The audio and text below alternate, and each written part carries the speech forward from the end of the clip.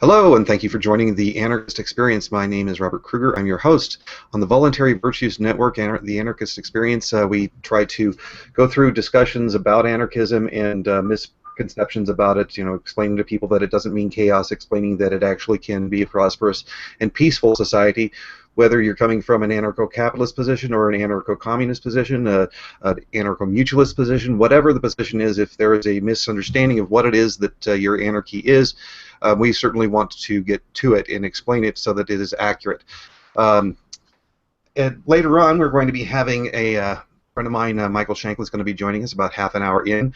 And today our guest is Paul Siebenthal. Paul is an artist that works with visual arts, basically sculptures, and he's based out of Indianapolis. Is that right? Yeah. Okay. And Paul, you've been an anarchist for about how long? I'd like to say, I'd like to say maybe 2 years. Prior to that, I think I subscribed to ANCAP ideas. Okay. Yeah. Right. So you're familiar with a lot of the ANCAP positions that are made. And as far as I understand it, you had a disagreement with the ANCAP positions. And you wrote,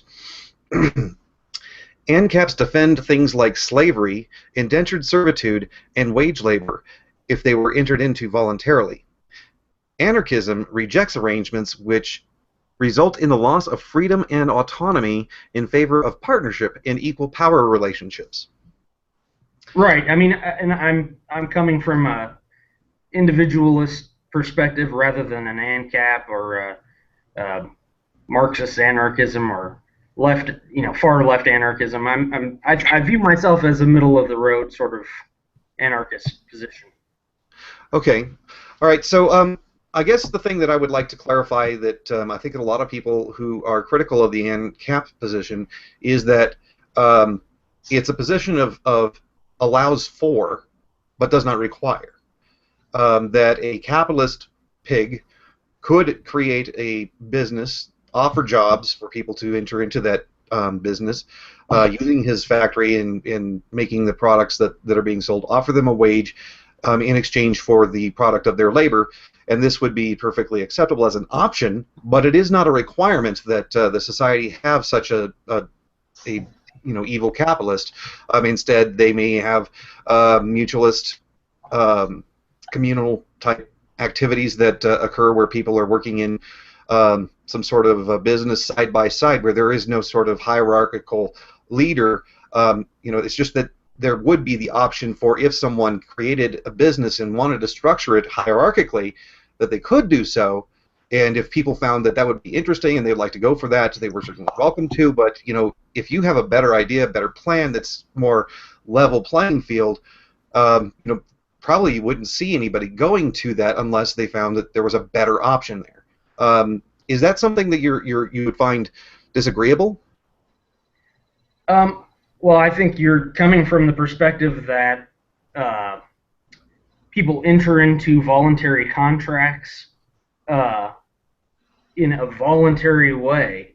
They're not always voluntary. I mean, the whole history, thousands of years of hierarchical capitalist history, and that's what we have, thousands of years of examples of how people use hierarchical structures in order to funnel up money to them, taking the labor value of other people and not treating them as equals. Okay. And that is the genesis. That hierarchical structure is the genesis point for the creation of the state. And I don't think that anarchism can accept ANCAP ideas as legitimate forms of anarchism just because that private hierarchy, which is really what a state is, it's a private hierarchy. Government is a fiction. It's a private hierarchy, and it's the same thing. So when a group like the Rand Corporation, let's say, or the head of the Bilderberg Group, Peter Thiel, says all these positive things about ANCAP, I think you should pay attention to that.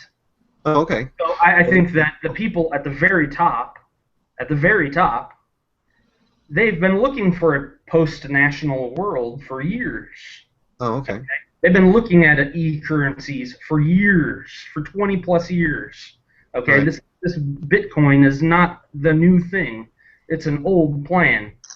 These people want a post-national world. I mean, if you pay any attention to any things that are going on in the world, or if you've been around listening to what's happening for the past 20, 30 years, you should know that there's a contingent of internationalist business concerns that are interested in a post-national world. Right. And that's why when somebody like, I forget his name, it's a Spanish author that wrote that book, Soldiers of Reason, okay, about the Rand Corporation. He had access to their library. They invited him to become a writer for them. He wrote about what they're doing and what their activities are. I mean, you guys are you are their soldiers of reason for the Rand Corporation. Okay, you are hoping to create a world where private power, private hierarchical power, holds all the reins of control. So private prisons, debtors' prisons, private police, private courts, everything, every type of institution that society relies upon will be held by those people at the top of their pyramids. Mm-hmm. Okay, that where those things interlock is what we now call governments, but they've always existed. Okay. So just as a general clarification, though, you're not necessarily against all hierarchies that of power, where a person has a position of power over the people that are in the location. Let's say, for example, if I have a party at my home, and I invite you and some other guys, and I invite my best friend, okay, and somebody starts to do something that I don't agree with, I have the hierarchical position of the leader, the top of the heap, and I can tell them, no, you're not allowed to do that in my home. Get out. Right. That's your legitimate property. And so now there's a difference between legitimate property and property that's taken by theft. So yeah, absolutely. Yes, wage labor, because to an anarchist, from an anarchist perspective, wage labor is a form of theft because people are not receiving their full amount of productive value from their wage. And now listen, if the owner owner was an anarchist and the people that worked there was an anarchist, viewed one another as equals, there would be an equal, flat relationship between them. He could still own that property, he could still own that business, but he would treat those people as partners. So, so in an individualist perspective, where there are free markets, okay, completely free markets, what Center for Stateless Society and those folks, what they call freedom markets, where those kinds of things exist, there is capitalism without the hierarchical structure. So you have completely free markets with no social hierarchy. Right. Now, if I were to suggest to you, let's say for the sake of argument, we're looking at doing some sort of mutualistic function where we're going to create a movie. Mm-hmm. And the people who are going to be, writing the story, writing the lines, writing the material for the movie, they are necessarily have a hierarchical position of, well, no, this is the way it's going to be said. This is the text that we're going to use, and they have final, rulership over the decision as to how the dialogue comes out, what's filmed, and so on. And then there's also potentially people who are producers who are going to put up money ahead of time in order to have the film be done that other people would not necessarily have the money to put up as a for risk. Right. Now, and that's why individualist anarchism depended upon what they call credit unions. So that's where the modern credit union comes from, so that workers or equals could go to a source of capital and have that source of capital instead of relying upon investment capital. So when you have investment capital, you have people doing no labor, stealing the labor from all the people at the bottom of that structure and funneling it up to themselves. Okay. Can I ask you a question, maybe? Sure. Well, yeah, I was you said that that a wage, working for a wage, is a form of theft, but theft is an involuntary act, is an involuntary interaction, right? Right. And And if you work a wage, that is not involuntary, correct? right, or it could be something that they were coerced into. Okay, but the question, I guess, remains is, if, for example, you live in an environment where you have a lot of mutualistic society stuff going on, mutualistic businesses where all of the things you're talking about exist, everybody's able to jump into a job that they are going to be treated as equals and peers, and they get the full product of the way, of their labor. Okay. But then also on the side, you've got a guy who happens to have accumulated capital because he worked his ass off and he has a lot of money. Okay. Or his grandparents worked their asses off and left it to him, or whatever. The guy's got a lot of money, and he's willing to say to somebody, look, I understand that we're trying to create something that's brand new, that nobody's ever done before, and it's a risky venture, and I'll pay you, regardless of whether the thing's successful. I'm going to give you money, guaranteed. Every single week you're going to get this amount of money. In exchange for that risk, I want a share of the productivity. And I'm willing to cover all that, take the risk all on myself, but I get a share of whatever it is you produce. I get part of your labor. Now, yeah, there would be nothing in an anarchist society to say you cannot do that. That's unacceptable. There's no authority to enforce any of this. It's all based upon everyone buying in. So it's an education-based thing. I mean, it's not something that there's an enforcement body. So if that were to happen, I would never know of it. If the person who was getting, who was at some lower level in this structure had no complaints, no one would ever hear of it. It wouldn't be no issue. That's their business. It's their private concern. But okay. So then I've got a question. Then you were responding to somebody who said something similar. He said anarchists defend all voluntary arrangements, even if we don't personally agree with said arrangements. And you said nope. So is that a different? I mean, were you interpreting them differently? Well, I think the context of the question. Okay. The context of the question was probably related to wage labor being voluntary. Ah, I see. So the reason why we're claiming that wage labor is voluntary is because we're not excluding the idea of having a mutualistic business. Mm-hmm. That would be quite possibly the norm. Who knows?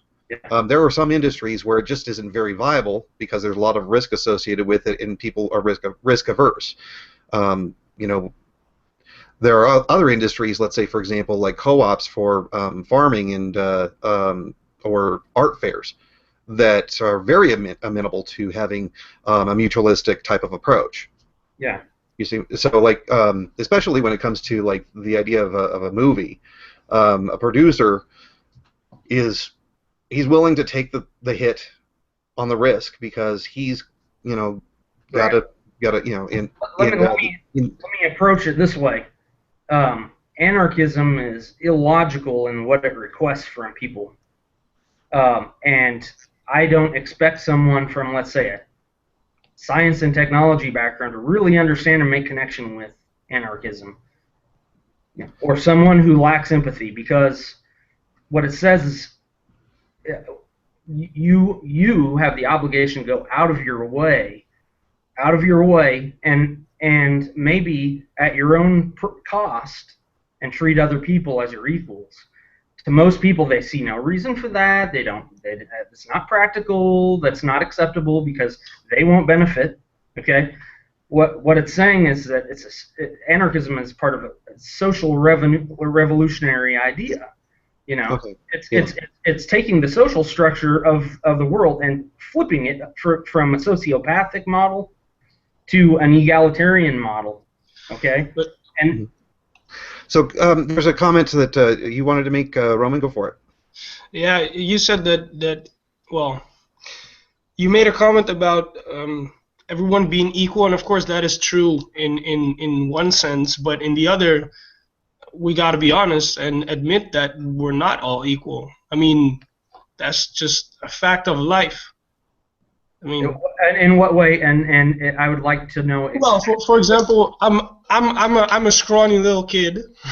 I would not do very well as a cop, for example, or in the military because I'm just not built that way, and other people are, and in that way we're not equal. Some people are better fitted naturally to do certain types of things, and others for other things. You know what I mean? Yeah, I know exactly what you mean. Well, then, I mean, yeah. I don't see a problem with... What I'm saying is that that does not validate sociopathic models of interaction with other people. Of course not. Of course not. Right. That you have to treat other people as your equal, irregardless of what station or what your position is or what kinds of genetics you have. Let's say some people say, oh, some people are just naturally predisposed to being better at this than other people. There's negative associations with that sort of thinking. Okay, it's generally wrong, and I think anarchism is trying to get away from that to a more empathetic, sort of connected kind of situation with the people around you. It's not about just authority and control. It's also about eliminating crime completely. Okay, completely. Can you define sociopathic model? You're going to have to turn up your mic a little bit. Oh, I have to look into that. I wonder, sociopathic model, what do you mean with that? Can you define that? What I mean is any time that there's a hierarchical relationship between people, an imbalance of power, abuse naturally flows downward in that model. But you already said that you didn't have a problem with the hierarchical system where you own personal property. But human beings are not property, so that's not a hierarchical situation. Okay, so to agree then, all right, number one, we don't accept the idea that somebody somehow just naturally has an authority to rule over other people. Thus, government's got to go. Right, and that's a natural progression from the idea that everyone that needs to relate to one another as equals. Because how can you have a ruler? Well, I think that what happens when we start using the word equals, we conflate different concepts. One is a concept of consistency, as far as if I were to I don't know, take your property, your personal property, steal it from you, then I have established that I am the only person who is allowed to have property, but you can't. Is a inconsistency in equality. So that's a breaking of the equality, or actually consistency term. And then if we have like a system where we say, all right, well, I'm 6 foot and this person's 5 foot, we are not equals when it comes to height. But that's, we're still using the measuring stick of height as far as like how tall somebody is, using the consistent measurement. All right. Well, if you're framing the way that you see other people in terms of property, then you will always look at their attributes in determining equality. But if you don't believe that human beings are property, if you believe that they're better than property, that they don't even own themselves, that they transcend that, which maybe is illogical, but if you believe that, then you will not start equating equality and things with attributes. The term becomes problematic. It really is a difficult word when people use it in the anarchist world. I always like to use the phrase "final decider of action." Okay, the person who actually has the right to claim final decidership over something is the quote-unquote owner, but it's actually a person who is a decider. That's in the current thinking, yes. Right. They're able to make decisions, and you cannot have your own decisions be made by other people because it's physically impossible. They can't be your decision making. Yeah, I mean, you have a right to make decisions over your own property. Right. If for the sake of argument somebody could inject something into your brain and actually have your physical body do things, and all they have to do is think, and now your body does it, then yes, they have taken over your body and now they're the decider. But you know, when it comes to trying to sell yourself, you know, obviously I should have the ability and the right to sell my kidney if I want to. If I've got something that's more important to me than my kidney, and somebody wants my kidney and they're willing to give me money for it, there's no reason why I shouldn't be able to sell it to him. Correct? If you feel like you want to do that, then who's to tell you that you can't? Right. Okay. Right. So then, when we understand the idea of, you know, owning yourself, what we're really actually saying is that I am the final decider for how my actions will, you know, what my actions choices will be. Right. You know, nobody else can do that. And in that fashion, it's physically impossible to actually sell yourself as far as the decider. But you could theoretically sell off portions of your body, or you can actually make a contract with somebody to build them a deck. They give you some money ahead of time, and you're obliged to finish off the deck. Right. Well, this is the argument that says that you're not selling yourself in wage labor, that what you're really doing is selling your labor. Okay. Is that correct? Well, it's getting there, but I thought that we would establish some consistency across the board. Now, you said that if you own your own personal home, you get to make the decisions that are involved there. And then if somebody comes and visits your home, they can use the home in ways that you agreed to, but at some point, if you decide that you're not happy with their decisions, then you could ostracize them, you could kick them off of your property. Is that? Yeah, I mean, that goes right back to Proudhon. I mean, everybody says he says property is theft and anarchists are against all forms of property, but that's not true. Right. I mean, he delineated three major types of property, and only had a problem with one. Okay. So the question that I have then is, let's say for the sake of argument, I have a home, and I'm really an avid fan of cooking shows. In fact, I'm an avid cooker of myself. I love to make food. And I love making food so much that I buy 12 ovens and 4 dishwashers. Okay, so I bought the 12 ovens and I bought the 4 dishwashers, and I got them all in my home. Okay, and people enjoy coming over to my home to eat some of the meals that I'm preparing, and I'm having a great time entertaining people. Then at some point it becomes I'm too popular that I'm just getting these raging headaches about everybody wanting to come over and have a good time at my place with all my great food. Yeah. So what I do is I say to some of the people, hey, you know what? If you'd like to come over, that's great, but you're going to have to help me with making some of the meals. That's just only fair. I can't do it on my own, and you're going to have to maybe bring some food or whatever. So I can make these voluntary negotiations with these people to come over to my home and enjoy the food that I'm creating. And then let's say I also then offer an opportunity for people to get higher chances of being invited by, having them give me gifts. I say, you know what, if you want to come, that's great, just give me some money and you can come. Now I've basically turned my home into a restaurant. Right. Okay. And individualist anarchism, is completely free market. And I'm free to do all this. So then at this point, I make an agreement with somebody that, rather than having converted their labor into, being able to attend some of these dinners, they're actually I'll give them cash for their service to assist me. I don't see anything wrong with that. But at some point along this line, it becomes I am making them a wage slave, even though they agreed to this concept. Yes.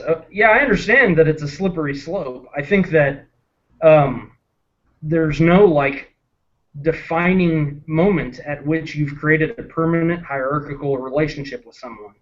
Mm-hmm. It's something that evolves over time, if it's something like that, what you're referring to.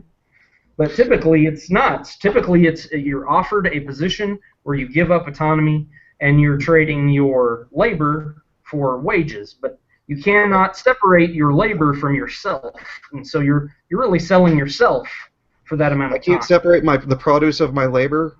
You cannot separate your labor from yourself. Your labor happens over time. Your life happens over time. They're inseparable things. Right. But go ahead.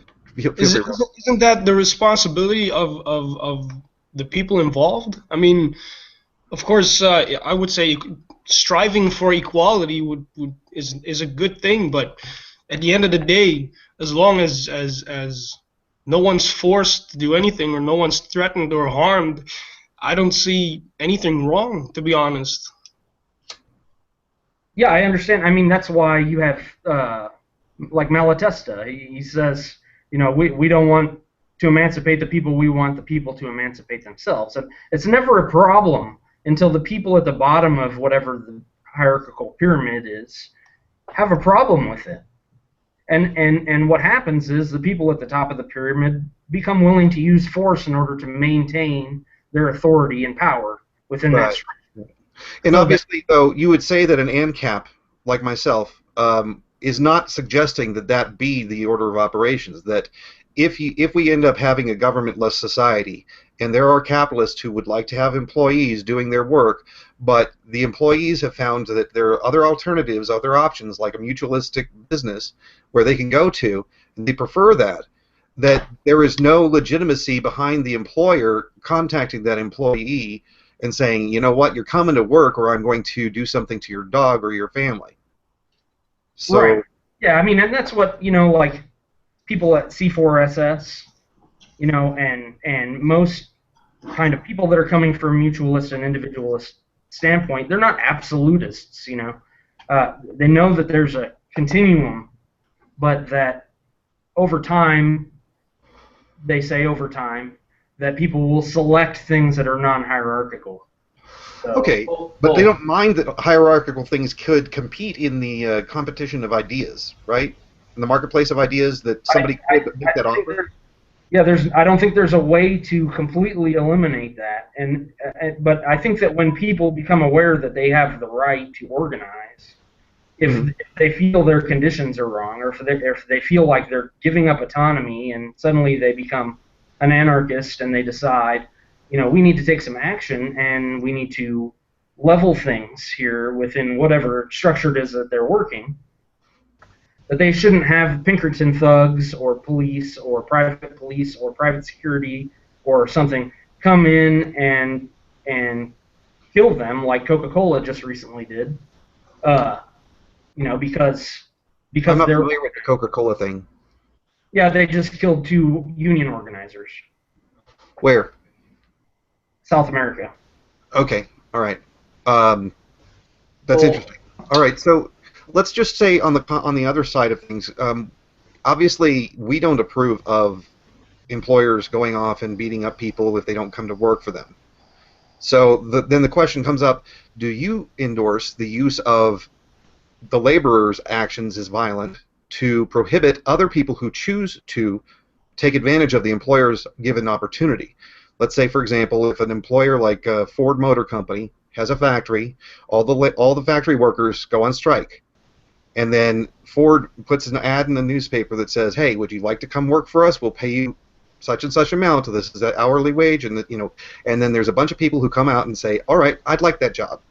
If the strikers get violent and prevent the crossing of the picket line, that's the initiation of violence, is it not? And you wouldn't support it?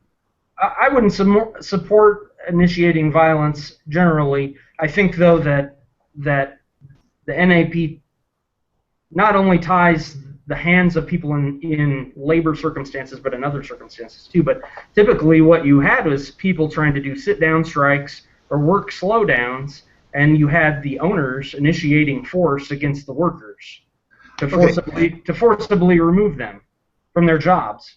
But that is the property owner who owns the land that they're on, right?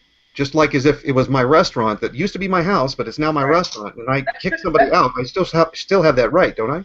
That could be the case, but if you've been operating based upon wage labor for years, you're operating off of stolen money. You've stolen money from the people below you in order to keep going. So they are really owners with you in that company. They're not just people below you that have no say. you've been stealing from them. Can you define theft? Because theft is a bit. I have not seen any theft in the process of going from the house to the restaurant to building up this business. Right. Theft. Suddenly there's theft coming in. Yeah, where does the theft come in? Because so far all I've had is a relationship where somebody finds something that I have to offer, entertaining for their plans. They would like to be a part of it, and they join in it under the agreement that I set before them. And they have other alternatives that they can go do if they choose to, but they chose mine. And mine says, this is my house, this is my restaurant, this is my food-making business. So I think honestly that in a way it's kind of ironic if you really look at it, because the only thing an employer really does instead of, I would argue, is give people more chances and more opportunity instead of looking at it as theft. Without the employer, the employee, the employee would not even have a chance to get that job that the employer supplies them with. And that's because of an artificial system called private property, which is the construction. And private property is limiting the access of those people to capital and access to the natural resources of the world. But you already agreed to private property. I don't have a problem with private property, but I do know that it is an artificial construction. Well, sure it is. Absolutely. And so that the people that accept those positions and they accept servitude, they're only accepting it because they have no other option, because they are property. But that's where we have a major disagreement between the anarcho-capitalist position and a lot of other anarcho positions. Right. That they have no other options.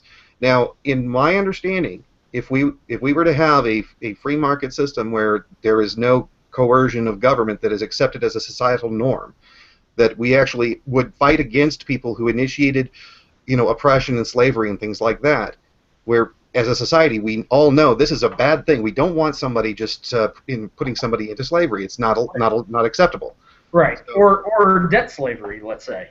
Well, the debt thing, we can get to that, but let's just start with this okay. All right, so we have this agreement that says, all right, anybody starts to try to put somebody into slavery, against their will, where they take a gun to their head and say, you're going to come work in my fields, we as a society would say, no, that's not acceptable in both of our positions. And then at some point, we have to accept the fact that people have needs in order to live. And every person is responsible for their own production of their own needs. Now, whether that is through a system of solidarity, where they have worked together to, collectively, come together and come make crops and do all these things that are necessary to make food, that's one thing. They can certainly do so. But we come to a point where we have to decide, all right, there's only a certain amount of space that we can work with in our general vicinity. There's a lot of space out there that we could all go to, and really, if anybody doesn't like it, they could go out there and they could make a go of it on their own. But we have to come up with a societal convention, which we call private property. Now, the convention was basically that if you homesteaded a property and converted it into something new, let's say you built a house on it, that you have mixed your labor with the unclaimed resources and converted it into a home.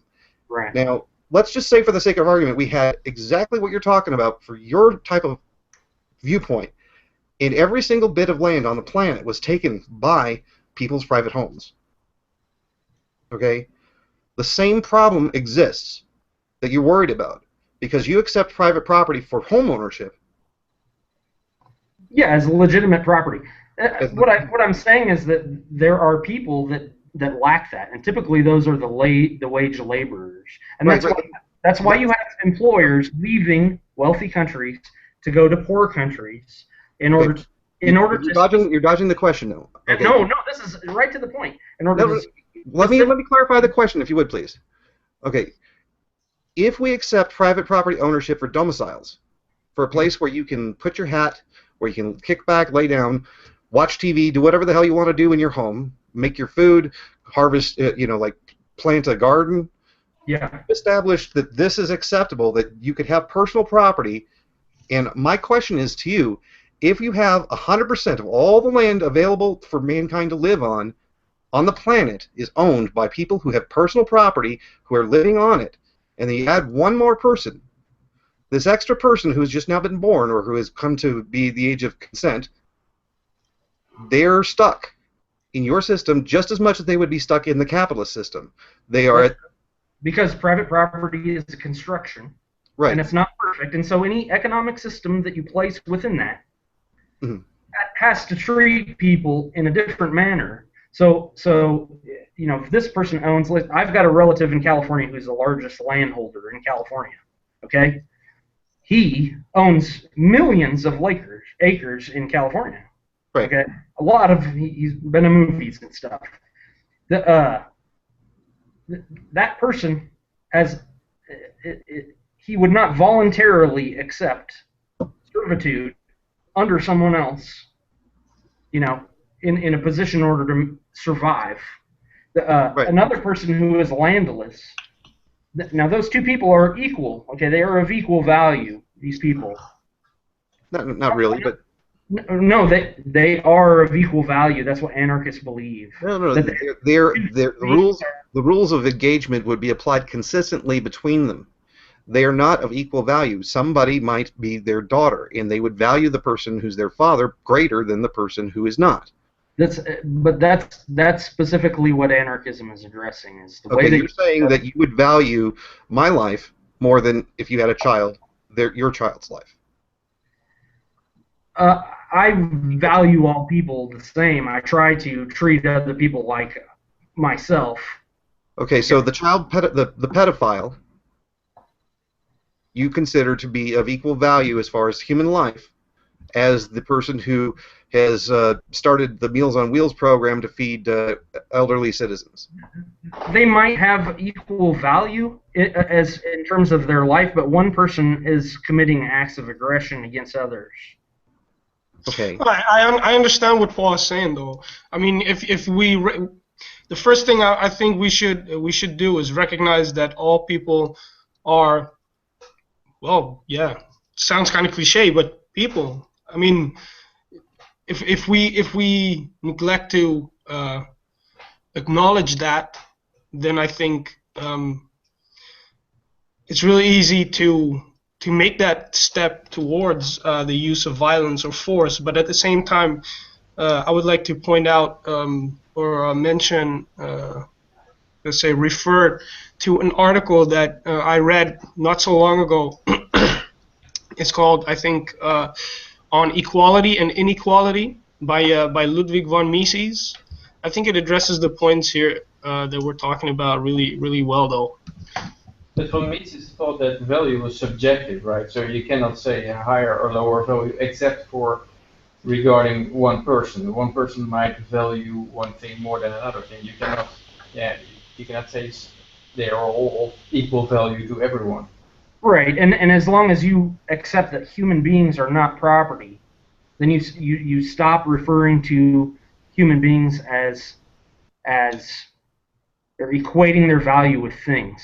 Because but we have to be honest with ourselves as well. I mean, like what Robert said. If we compare a pedophile who rapes children with a person who helps homeless people and people in need, look, I don't want to be harsh, but in the sense that what these two people contribute to the rest of humanity or what they bring to the table, I would not see them as equal, man. I'm sorry. See, this is where I want to really make it clear. What we're talking about as far as equality in what you're using, the phrase, as far as I understand it, is not equality of value to other people. It is equality of consistency when it comes to the application of the rules, of the norms of the society. That we don't have an expectation that just because somebody dresses in really fancy clothes and has a fancy car and has a fancy house, that they somehow have some sort of right to demand and to force subservience of those below him in the financial realm. That he can't make a claim upon their time and their lives to do work for him without them being treated as equal to him in a consistent fashion. Nobody would expect that he would be bonded into labor to work for somebody else. It's not even thinkable. But for some reason, some people think that if you have a working class, that they are, by their nature, subservient to the owner class, is kind of like the thing that you're concerned about. But as far as like having all people being equal, it's a misnomer. It's treating being consistent with how you apply rules, isn't it? Yeah, it's important to be consistent with how you apply norms and rules, but I think that I don't know. I think individualist anarchism is not as absolutist as other forms of anarchism, in that it allows for, like, you can go hire yourself out to go mow someone's lawn. You can say, I'll charge you $20 to mow your lawn. That's not a permanent hierarchical structure between you and the customer. That's fine. So the question is then, if there are alternatives that are available to the worker at any point in time, that they can jump ship and go into a mutualistic venture with other people, if they can create their own industry and become self producers and owners of their own business at the drop of a hat, if they so choose, then we don't have any sort of forced repetition of the hierarchical structure. If they are comfortable in that hierarchical structure because they like the security that it provides, they don't want to take the risk of starting their own business and being dependent upon the market to be interested in what they're selling, or if they don't want to go into a joint venture with similar risk, but certainly lesser because they're sharing the risk with others, but maybe they don't want to be dependent upon some of those people. They can make those choices, but as long as they have those choices available to them, it's not theft or wage. It's not wage slavery. It's just a wage, and it's a choice. It's an option that somebody chose to take advantage of. Is it not?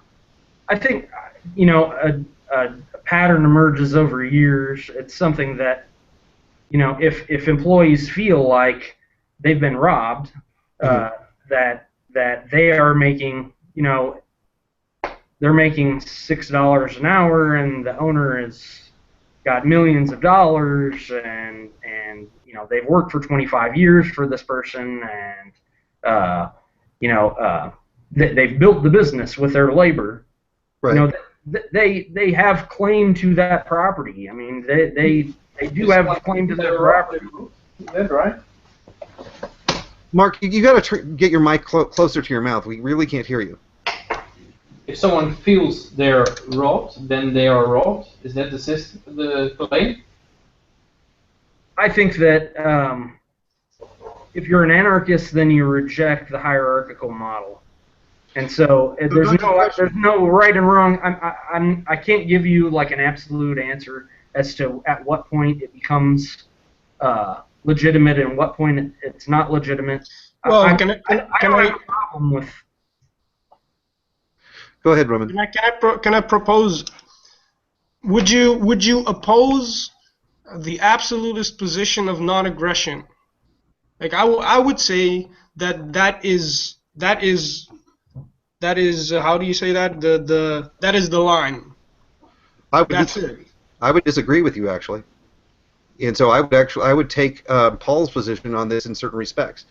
The question is, there's two different parts to the non-aggression principle that a lot of people misunderstand.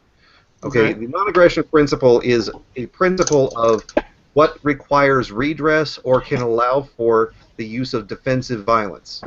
Okay, so if somebody were to, say, be trapped in the forest without any shelter and food, and they see your cabin is there, and they break into the cabin in order to prevent their own death, the initiation of force by them to violate the property rights of the other person is absolutely, without a doubt, 100% pragmatic. It is a decision that you have to do. It is not necessarily an immoral act, because pragmatism is a mix of pragmatism and the right of redress or claim of wrongdoing, that somebody has wronged you and must make you whole. Now, let's say later on, after the person has survived the encounter, moved on, can the property owner of the cabins claim that their rights have been violated, that they have had damage done to their cabin that must be paid? They certainly can, and that is what the non-aggression principle is saying, is that I have a claim of rightful redress against you because you damaged my property, because you damaged me. Well, so I wholeheartedly agree with that, though. That is, I would say yes. I mean, indeed, that would be correct. Now, Paul, would you say with that understanding of the non-aggression principle that if somebody violates it, it happens. Sometimes shit happens. You got to do it. Okay, but at that point, the person who had their property damaged or had their property stolen from them has the right to be made whole. Yeah, if it's legitimate property. Yes. Okay. So then the question comes up: what is legitimate property? And we'll get to that. We accept that if somebody is a thief, that they've done something illegitimate, and then we have to impose something upon them in order to compensate the person they stole from. At this point, we have now something that's going to occur, which is automatic, and it has to happen if you're going to have justice. It's a hierarchical relationship between the thief and the people who are going to censure that thief for having done something wrong. The people who are claiming that the thief must, provide compensation are claiming an authority position over him, enforcing him to give up something in order to compensate the loss. So, again, we see that a hierarchical system, some hierarchical thing happens regardless of how much you don't like it. Right, and I think that and there's another aspect to that as well. I mean, communities exist, okay? And communities have the right to make rules for their communities. ANCAPs typically... What is a community, though? Just like government, that you said that government doesn't exist. It's a corporatistic that rules over people and has some false sense of a concept cannot make rules. Right. A community is nothing but a construct of individuals who each of them have inherent rights to their they're inherent to their existence, right? Even if by some majority vote, or I don't know. Yeah, so let's explore the community rule. The community decides. Yeah, let's explore the community idea that you're talking about. In this community, that we're going to have the community make rules. Okay, there's potentially several ways of doing this community rule making. People could have a general consensus that because George, is descendant from a past person who apparently was the son of God, he now can make rules, and that would be kind of like a religious dictatorship. But it would be potentially acceptable because everyone in the community tended to subscribe to his divinity. Obviously, you probably don't approve of that. Yeah, I don't approve of that. I think anarchists have a very specific idea of what community is. So is it the philosopher king thing, or is it a majority rule thing? I mean, how does the rules in this community get made? Typically, it's consensus. Okay, consensus is different than majority rule. What do you mean when you say consensus? Is that 100% agreement from 100% of all the participants? No, I mean, it's what it is that people with at odds with what a decision may be for a community have a right to, say whatever they need to say and to have input on what's going on. I mean, I think the final decision as to what, the rule is basically, all right, we finally get to the point where we're going to accept this law or we're not going to accept this law. Not law. Rules and laws are completely different from one another because rules are voluntary, laws are involuntary. So how is it that the person, let's say for the sake of argument, we've got a community of 100 people. Two of these people are sculptors who really enjoy sculpting nudes, and they like to display them on their lawn. The community as a whole comes together and says, you know what, we don't like this. We really just don't like having nudes on your front lawn. It's just not acceptable.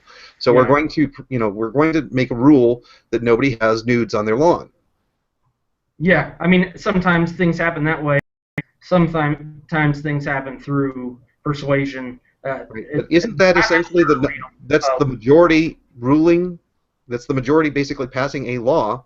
It could be that, but that seems superfluous. It seems contrary to anarchism to regulate other people's behavior in that way. So if you had a community of anarchists, they typically wouldn't do that. So, I mean, you have to have some kind of rulemaking so that there aren't people molesting children, and so that there aren't people committing crimes like theft and things like that. So, okay. and the community... But how can you have theft without property? If you say in an ideal anarchist society you don't have property, then if you don't have property, you don't have theft either. But that's not what anarchists actually believe. I think there are a lot of Marxists who believe that they're anarchists, who believe in no property whatsoever. Okay, but there's a tradition in anarchism from Proudhon through the mutualists and individualist anarchism that there is legitimate property. I mean, even... But it's supposed to be legitimate somewhere. Yeah, I mean, there is such thing as legitimate property. I mean, if you create something, it is your property, and it's legitimate. But you earlier said that even the human body itself could not be your property.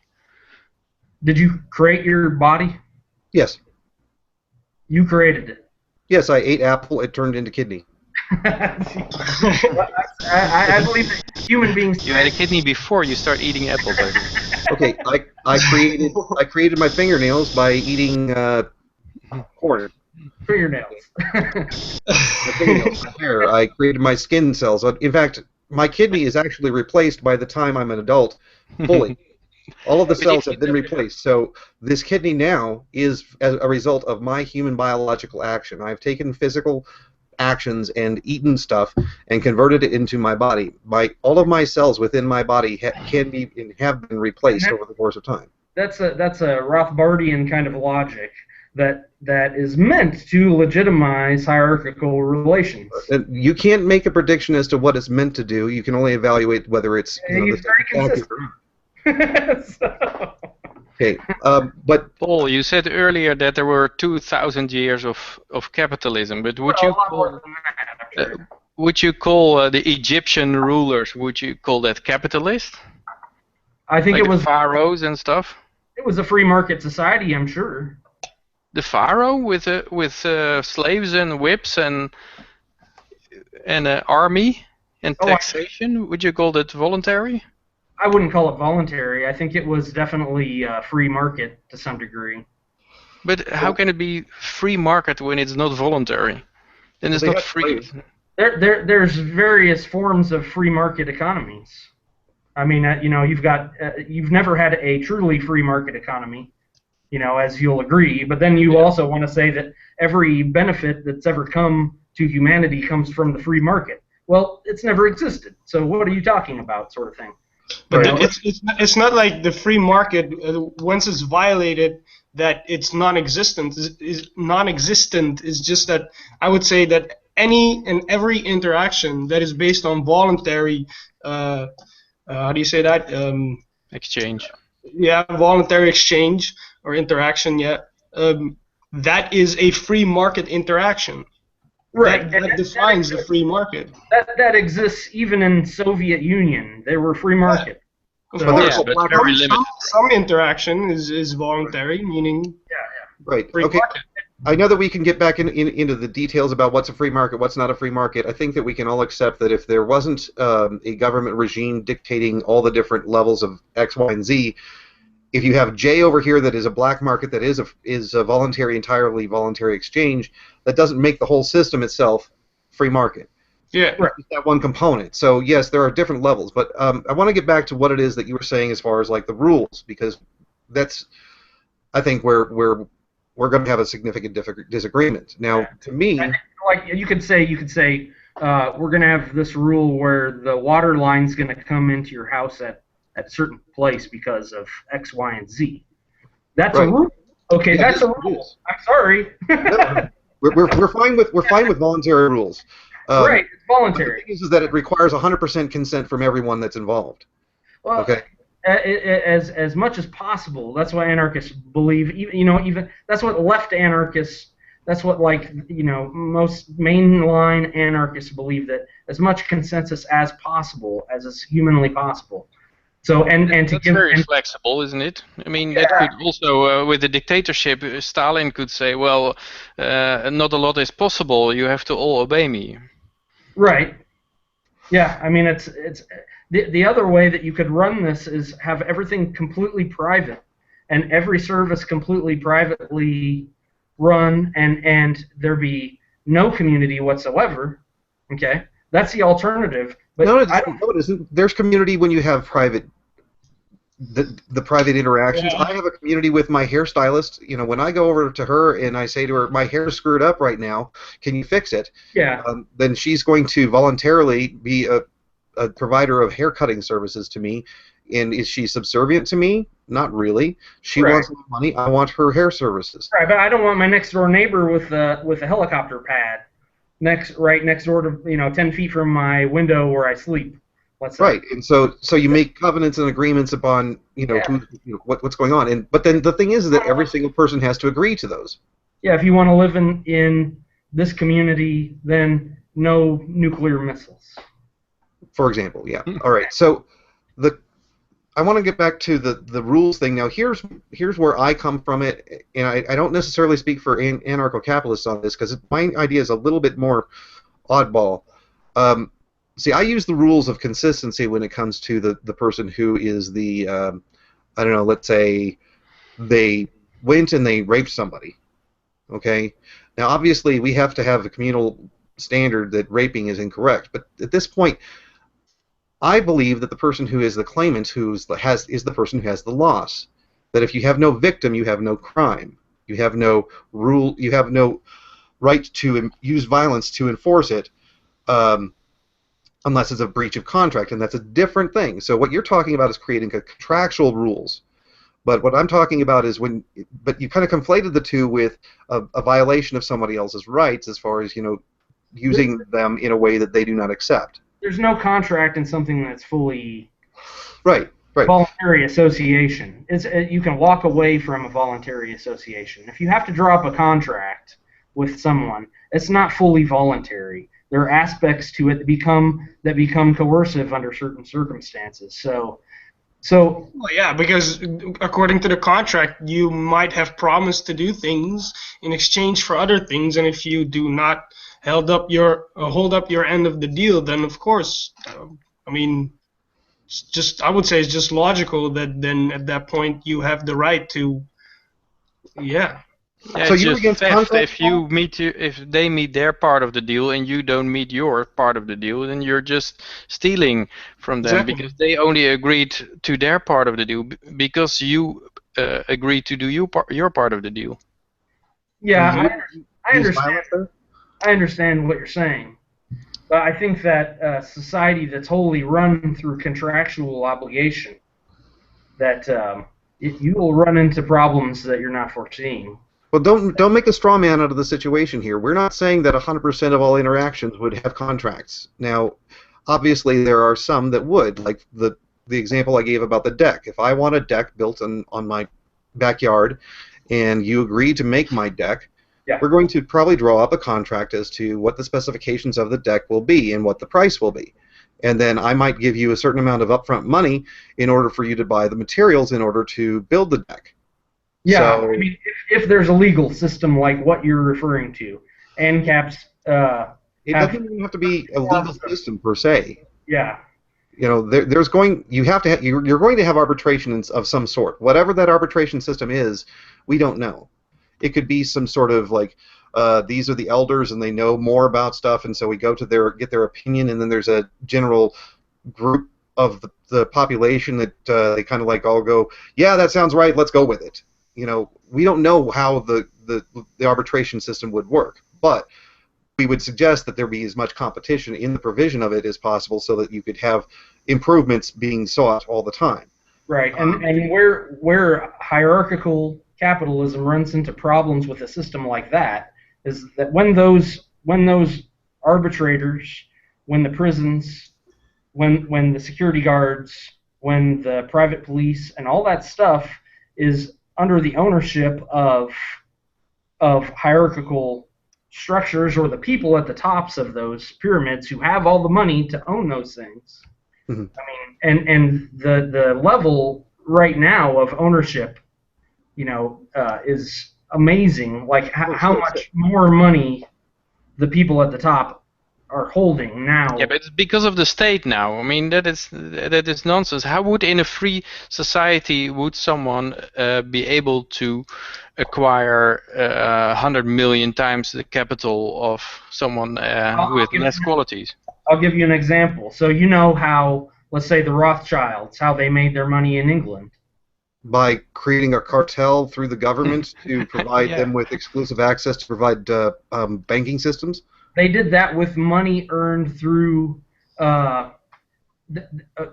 They inherited through some feudalist lords that they were descendants from? There was I think it was Battle of Waterloo, and they had advance warning of who had won the battle and spread the rumor that it was that the British had lost, and so the markets collapsed, and they jumped on that.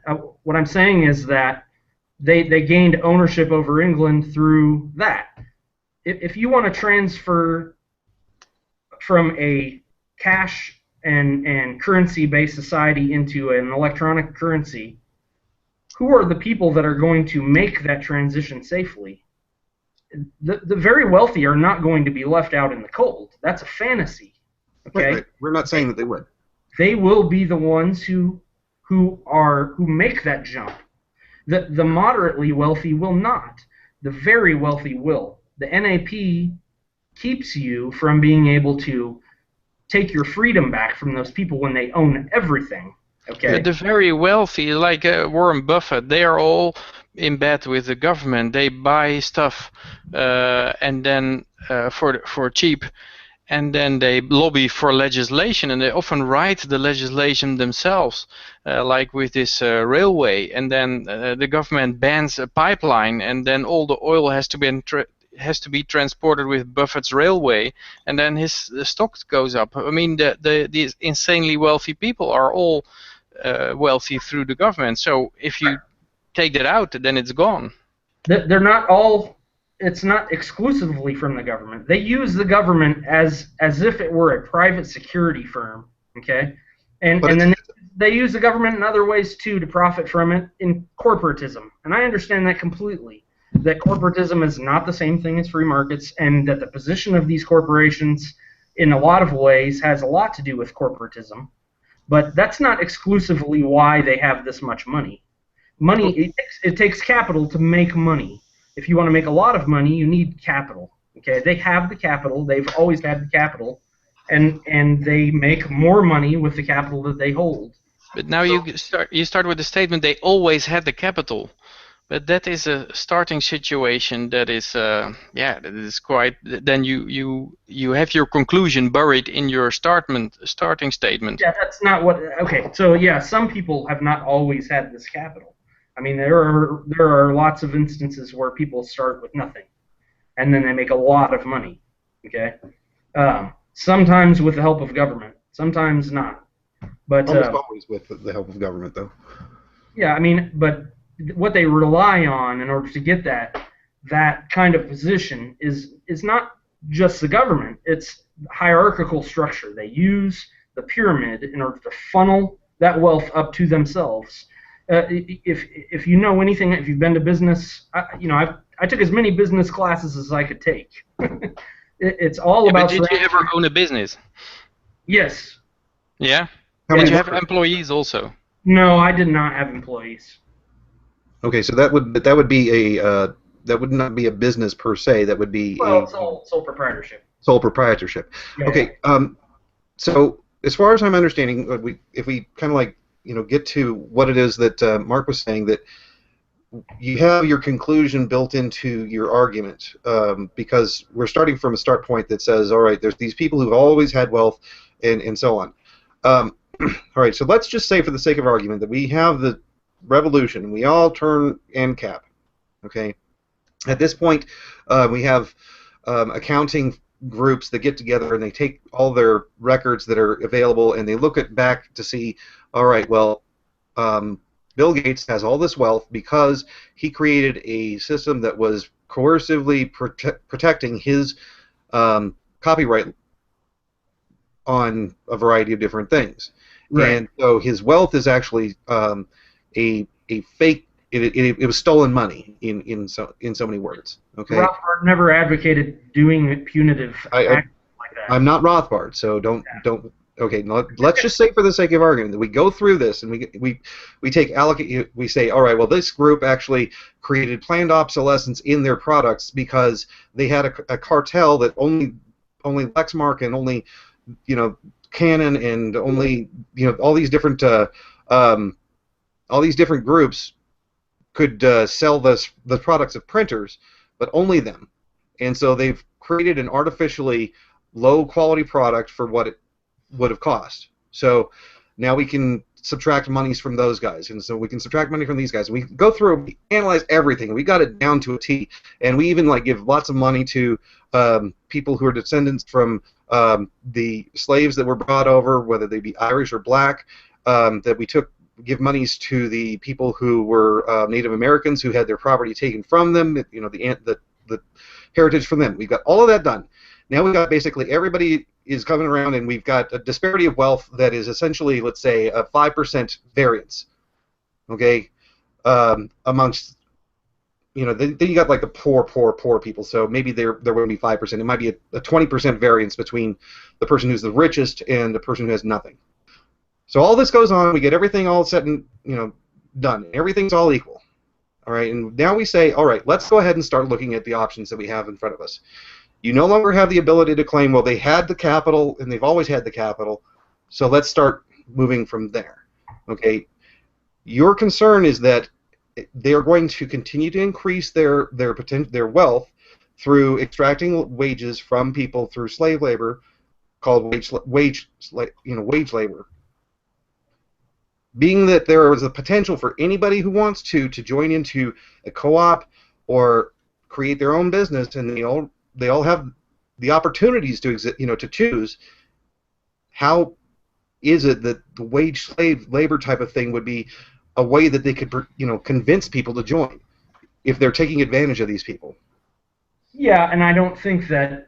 I think most individualist anarchists don't take a hard line and say we're going to be proactive in going and help destroy hierarchical businesses or something, find exploited workers and try to get them to destroy these businesses or restructure them so that they become, owned by the workers. There's not a proactive focus amongst individualist anarchists. So, but it's for the people that feel themselves to have been exploited in their business to take action with their coworkers and things like that.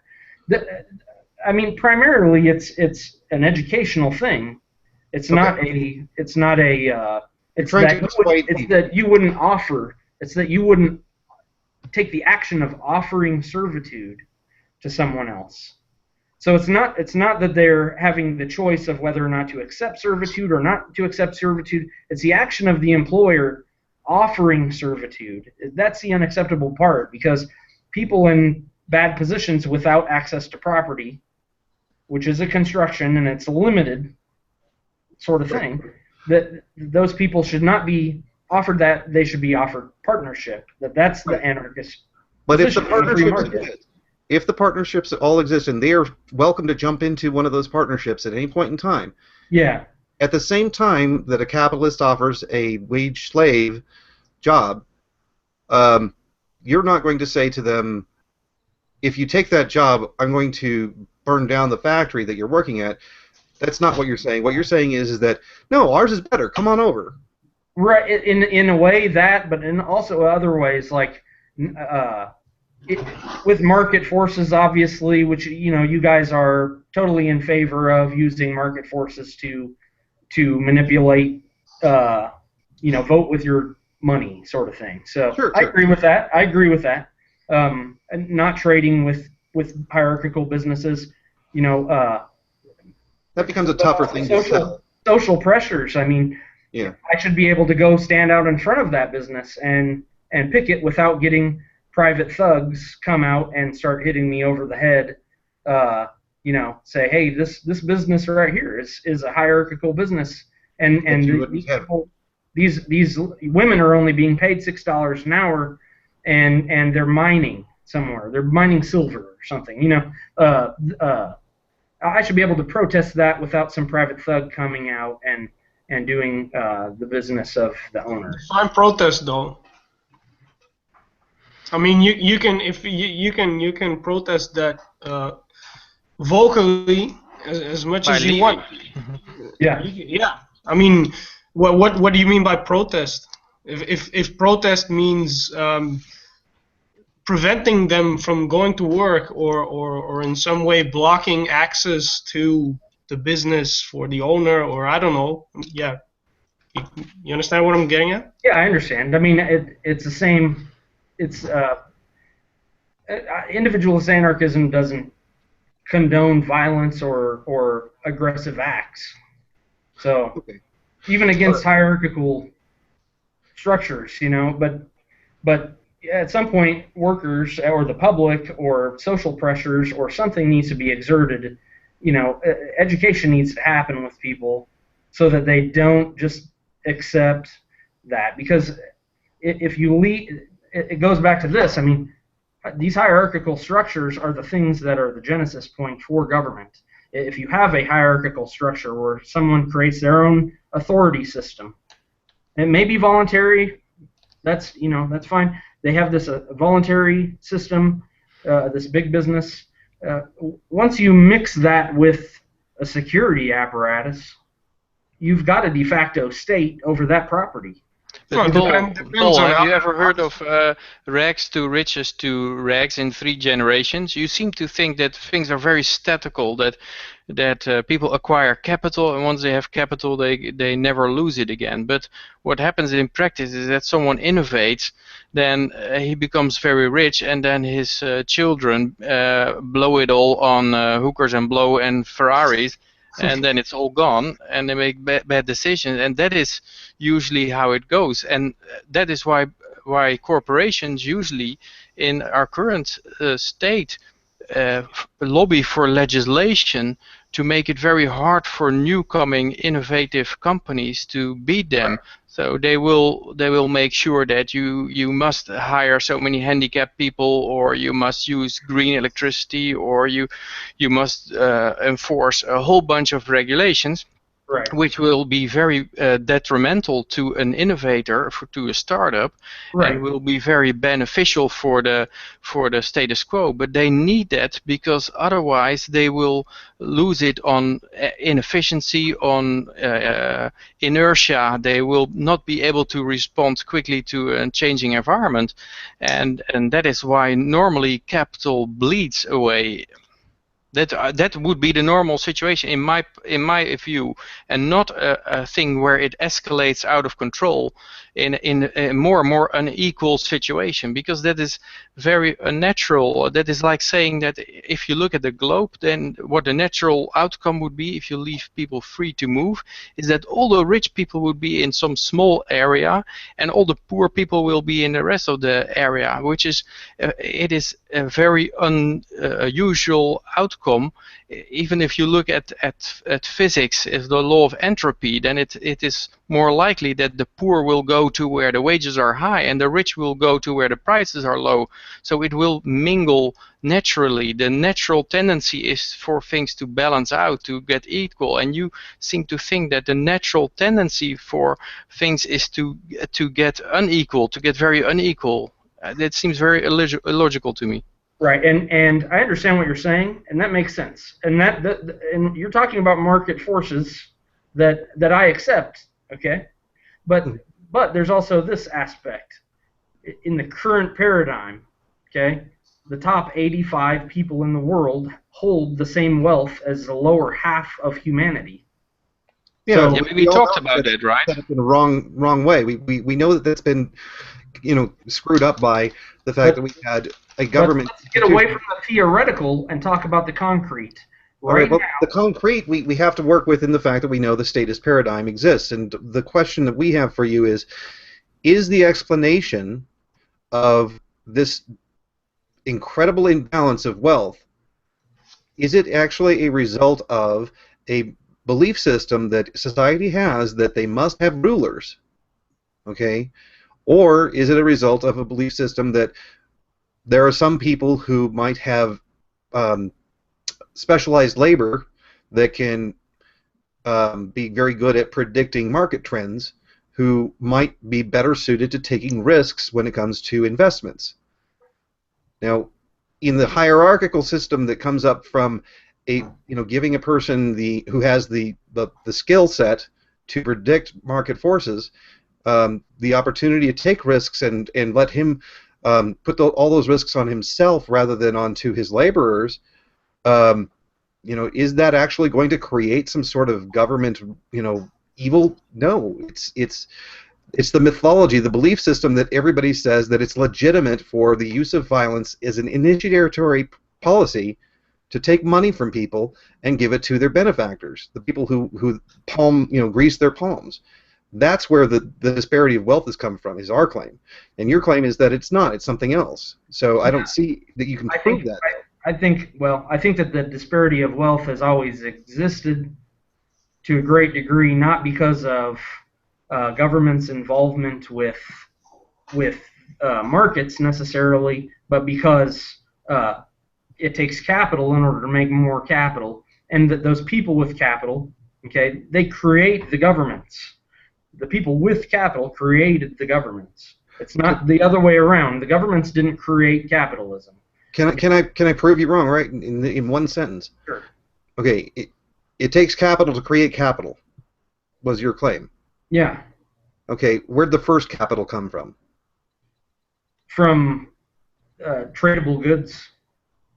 But that was capital then. So where did that capital come from? This is anyone who has accumulated a lot of wealth. And no, but the very, very first piece of capital, the very, very first one. Yeah. Where did it come from?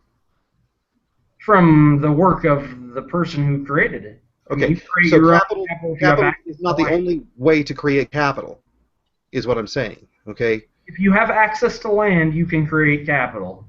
But if you've eliminated the commons and all the private property is held in other people's hands and not yours, then you have no access to capital.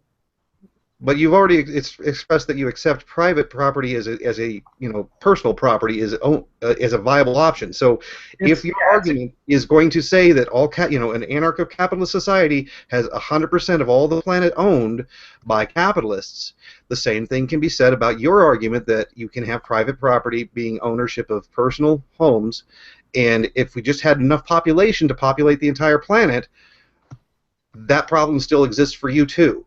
So you can't use that as an argument to have yours but not ours, okay? Yeah, I don't know. I don't follow exactly what you're saying, but... Okay. Let's say 100% of the planet is owned by capitalists. Yeah. Okay? That's where you have a problem with all the resources and so on are monopolized, and there is no opportunity, not necessarily monopolized, but cartelized, and there's no opportunity for a new person to create their own capital out of nothing. Well, without taking a master. Right, they've got to borrow something in order to start making their own capital. Either borrow from someone, or they have to go. Right, you got all these problems. Okay. Now, let's just say that for the sake of argument, we have 500,000 times as many people as we have right now.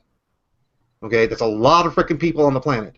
Yeah. Every square inch of the planet has been populated. There's a person in every single, I don't know, they've got, let's say, a quarter acre of land per person, however many people that is. And then we've even built land in oceans, and we've populated the oceans even. Antarctica is completely owned by these people who have their own homes, their own domiciles, their own residences. Now you add another person, and where is he going to get the capital from? Yeah, he won't have access to right. creating capital on his own. And so your system, that you allowed for personal property causes the same problem.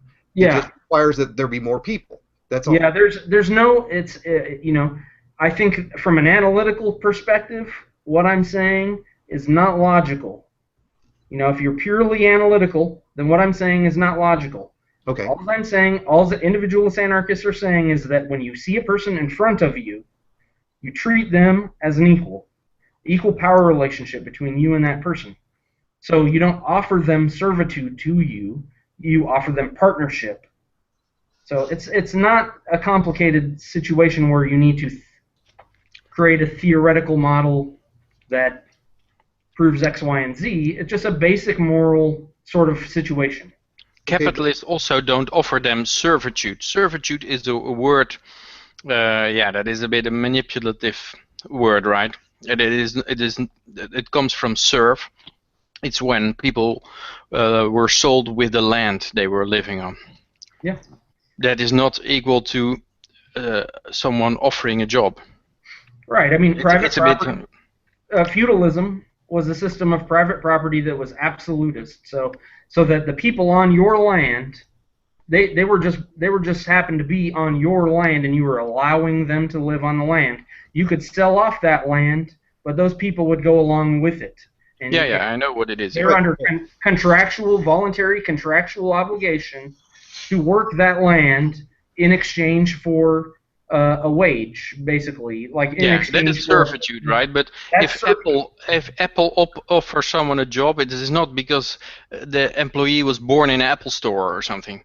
Right. I mean, that is different. You need to have a different word for that. Otherwise, it's a bit manipulative. Well, servitude is when you lose autonomy, and you've handed autonomy over your life over to someone else. Yeah, but now servitude gets something different. First, you said it's like feudalism. You get born on the land, you're sold with the land, along with the land. Well, the person that is servitude, and that is not. Now it is lost autonomy. Then it's suddenly servitude. That's a different thing. Well, it's the same thing, because if you understand what feudalism is, it's the peasant has a contract with the lord of the land to be a worker on that land and subsist off of land that's not his for a wage, basically. Okay, so they get to keep a portion of what they make, but they also have to give up a portion of what they make. It's voluntary. It's what you call indentured servitude, or what's the other name for indentured servitude? There's another name for it as well. But it takes different forms. But anarchism opposes that. But you have people like Larkin Rose and Stefan Molyneux who openly defend indentured servitude and say, correct me if I'm wrong. It is a straw man, I believe. No, it's not. Okay, No, but correct me if I'm wrong. But is servitude under feudalism, is that in fact voluntary? Because I'm not sure. Feudalism was a voluntary system. No, but if they sold the land, then they sold the workers as well. That is not. The people on the land were there voluntarily. Otherwise, they'd be kicked off if they didn't pay a certain portion. Well, then that is not voluntary, right? That is threat. That's basically the system that we have today. Because the landlord owned the land. He also owned the workers. They were no. They were guests. Okay. Now I'm going to defend. I'm going to give you an example of involuntary servitude, or indentured servitude. Actually, indentured servitude. And you tell me what you think of it. All right. So there's this man and this woman. They get together and they're going to have a relationship. They find that they find each other attractive. They find that they benefit. They help each other grow very well. The woman, she is currently a law student, planning on going to get her degree, or maybe not law. Let's say medicine. She's going to get her degree as a doctor. The man is an entrepreneur or businessman, or maybe he's a doctor too. They have a conversation about it, and they decide, well, if we're going to have kids, we should probably go ahead and make an arrangement so that we're covered. Because if I'm going to go home and take care of the kids and become a housewife, I'm going to be missing out on all the education that I needed to finish my degree to become a doctor. So they come up with a contractual agreement, and the agreement is that she's going to be a housewife for 22 years, because that's the number of years that they expect it'll take for all the children that they're going to have to completely grow and be on their own. So she's going to be responsible for taking care of the house, for taking care of the kids, and he's going to continue to work. In exchange, he has promised to give her alimony for the rest of her time as being a single woman until she remarries. Okay? Now, he makes this agreement with her. Okay. He says, I'm going to give you, let's say, $50,000 a year. That's very romantic. Okay. But they make the agreement. She loses out on all of the possibility of making her own income because of her lack of education. Okay? Yeah. Now not able to sell her services in the marketplace, which she could have. She sacrificed all of that on the contingency that he have an indentured servitude to her for the rest of her life or until she remarries. Yeah. That's. Is he not bound by that? They're in a socialist relationship. I have never heard of families equated with contractual obligations. Now, Rothbard argued that you could buy and sell children. And right. said Well, that was we're legitimate. Rothbard. I'm talking about this specific situation. Family. This is equating human beings with property and saying that contractual obligations are necessary in a family. And no, I'm not saying it's required. I'm not saying it's required at all. What I'm asking you to do is tell me, yes or no, is he obligated to continue to give her the $50,000 per year that he agreed to ahead of time because she knew that she had to cover her ass for not going to finish her degree? I can't imagine that as a realistic scenario. I don't think that anyone. It happens all the time now. It's a realistic scenario that happens all the time now. So you said you wanted to talk realism. This is a real thing that occurs right now. Alimony payments are required by our society. By government, too. Yeah. So is alimony legitimate or not? I guess if they came to an understanding, I don't understand why people would create contracts like that. So because they want to cover their asses. Yeah, it's sort of contrary to anarchism to relate to one another in that way. So, but contracts are a way to prevent problems, to have clarity about what is expected from each other. And if you just say, well, we don't say anything and we just see where it goes, then it is a bad for conflict, I would say, because people have different things in their head about what the future is. And I'm sorry to interrupt you, but we have to wrap it up here. We got 2 minutes left. I just want to get a clear response that, yes, absolutely, that if that agreement has been made, that he's bound to pay this alimony, that alimony is a legitimate, potentially, acceptable form of indentured servitude. I would hope that he would support his family and his wife. You would hope, but I would hope so. But I would also say that that's why community is important as well, and mutual aid. Anarchism does not generally just run on contracts. It has a whole system of mutual aid that runs parallel to the free markets and individualist anarchism, and it's for that sort of thing specifically. So I can't say that someone should be held to account based on a contract, because that's limiting the freedom of people. And I also think that keeping a high level of production and business and all of that is necessarily a good thing. And I don't think that the world should run off of contractual obligations. So, and I think that's put us in a very bad place. No contract, contracts are not a thing that you can actually legitimately expect to have to hold, right? I think agreements between people based on agreements that are voluntary agreements are fine between the two parties. What's the difference between an agreement and a contract then? Yeah, I don't know. I don't see arbitration and contractual agreements in the same way you guys do. Okay. Well, so an agreement is not something you can be held upon. Yeah, well, so we're going to have to actually cut it there. Unfortunately, we've reached the end of the show. Would like to, of course, continue that conversation, but, we have reached the end. I do want to, again, thank Paul Siebenthal for joining us today, and, of course, my guest hosts to ask him questions and to pick his brain. So, Roman, thank you, and Peter, thank you as well.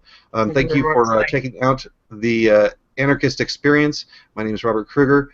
Please enjoy the Voluntary Virtues. It's got a lot of other shows to offer. So thanks again for joining us. Good night.